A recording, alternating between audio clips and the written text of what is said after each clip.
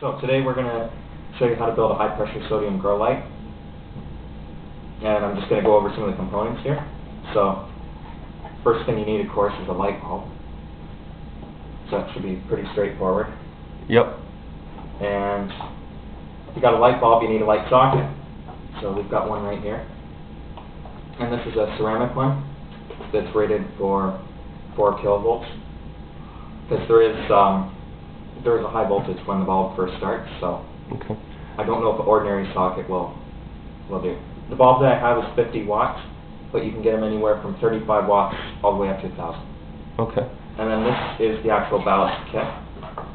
So when you buy one of these, it comes with the ballast itself. So what's the ballast? It regulates the voltage Okay. and current to the light. Okay. And then this is the igniter, and that provides the voltage necessary to start up the light. Okay. And then there could be a third component called a capacitor. That holds the current, so that helps regulate the light if you have like a voltage dip or something. But you don't need it for a 50 watt, so. Like a surge protector sort of thing? Kind of, yeah, kind of. Alright. And then with it, it just comes with all the mounting hardware. Where would I go about connecting this into my home power supply?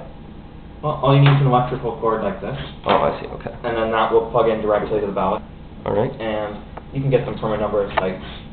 So just do a Google search for high pressure sodium lighting, and you can find them there. An electrical store that sells like warehouse lighting and that sort of stuff, Okay. they'll sell this too. And basically it's just a case for an old Mac power supply that broke. Okay. So what I've done already is I've drilled a few holes in it. Alright. One for the socket here, one for the ballast itself, and then Okay. one for the igniter. This one, they're all going to be different from manufacturer to manufacturer, but this one comes with a little mounting plate, and I'm going to put it this way, like so. Alright. And then I'm going to mount that to the bottom.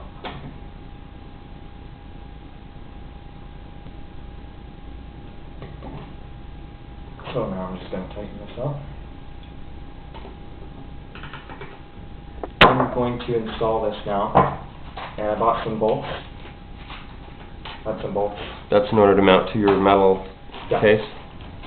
Yeah.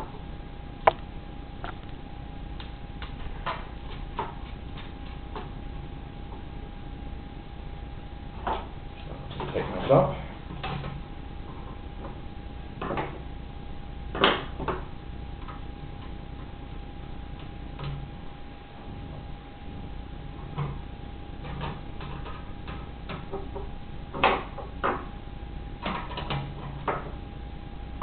Okay. So that's what it looks like when it's installed. Okay, just hold that up for a moment. Yep. Okay, so you're going to put, It's that's gonna look like how that. it'll sit. The instructions you have there would not include things like a case. That's an innovation that you've created. Is that right? This Oh, is yeah, that's essentially right. your design. Yeah. The metal case is your design. Yeah, the instructions that you'll find for this are just strictly for the electrical components. But you provide the additional value of the metal container for it. Mm-hmm.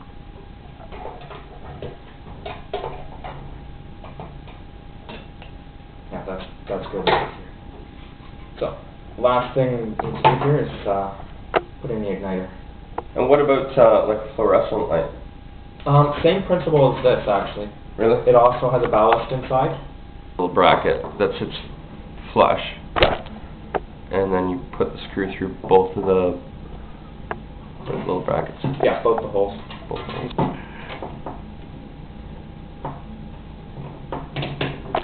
Just get in there as tight as I can.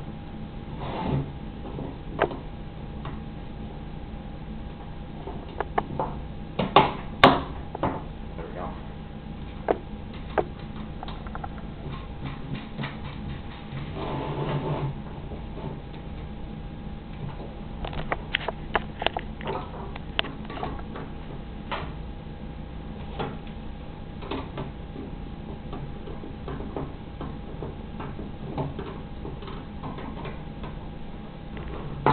Grab our cord and get this thing wired up.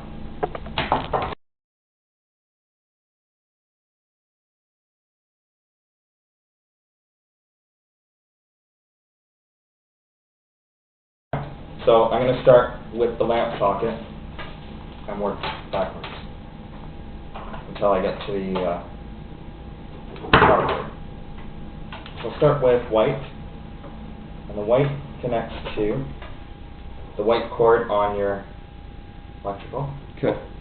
And it connects to the X2 COM connection on the igniter, which... Okay, so the white also. So we're white so far.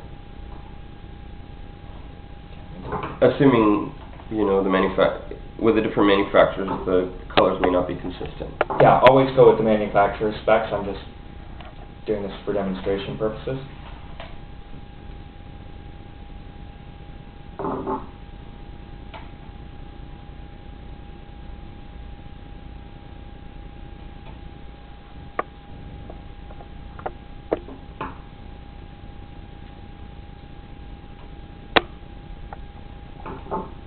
And then, I'm not going to put the wire nuts on yet.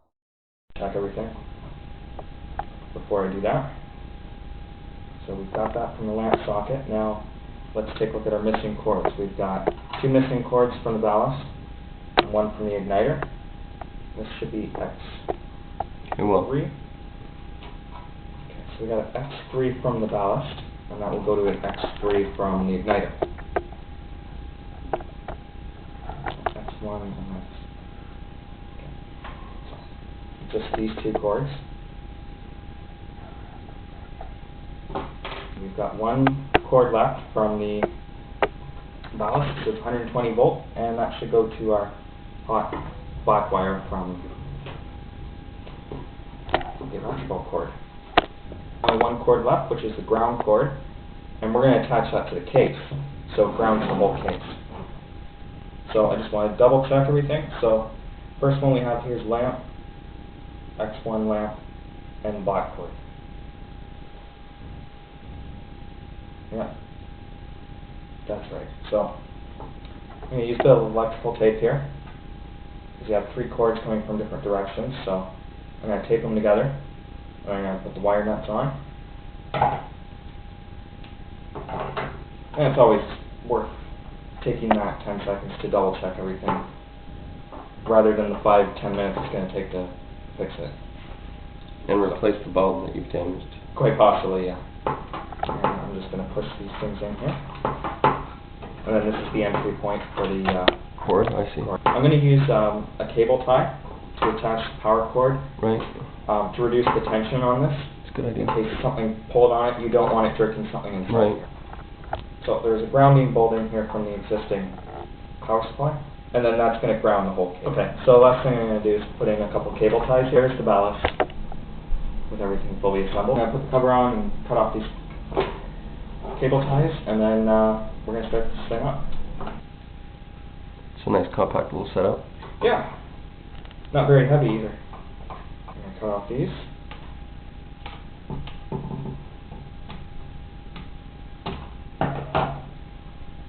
Nice. There you have it, there's the whole thing. Also, if you're making a number of these that are different wattages, probably a good idea to label this, especially if you have... Oh, because all the bulbs will fit? But of course your igniter isn't designed to handle that. Yeah, the ballast can't handle that. Oh. There it goes. There's some light. No explosion. No. So I'm going to turn off these lights here. And it'll take about a minute to... It gets brighter than that? Yeah, it gets brighter than that. It's just initially firing up, so I think it's at full brightness now.